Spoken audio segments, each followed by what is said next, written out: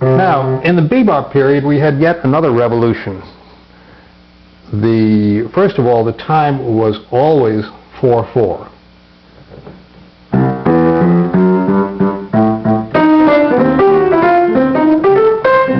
And the piano, the guitar was largely omitted from the first bebop rhythm sections. It's come back in, but sometimes a little uncertainly. You're not quite sure, and he's not quite sure of his function, in my opinion.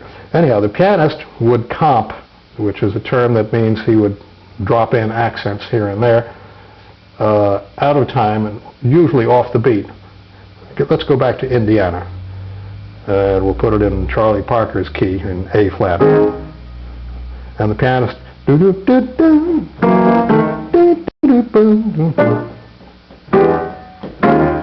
one, one, one, one.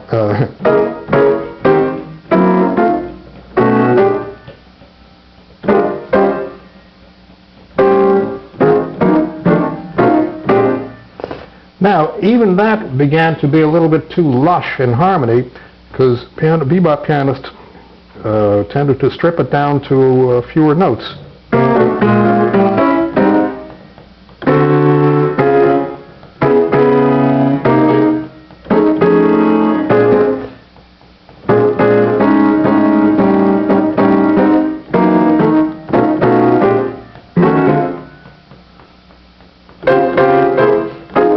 And you may ask, well, how does he know where to put all those accents if they're so arbitrary?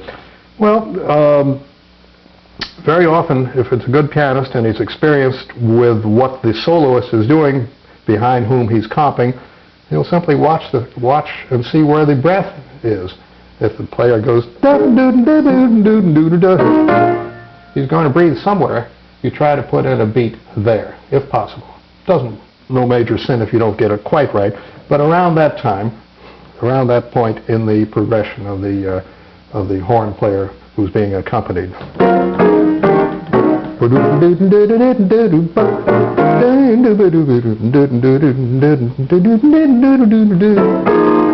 You want to hit where the harmony really changes for an important thing. But you can lay out a lot of it. You can lay out a couple of bars. Maybe the drummer's putting in various bombs and things.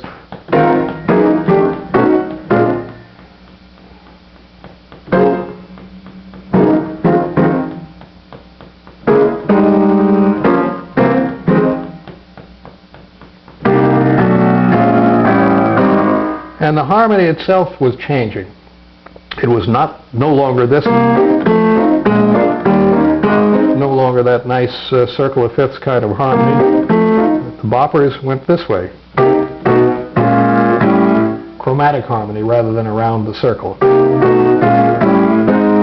And the bebop function of a piano player in the rhythm section is essentially what we still do even now, unless you're playing older kind of jazz, obviously. But it became the standard of rhythm section players, and that still goes on today, even though there may be other things that are required in any given performance. Are we done? That is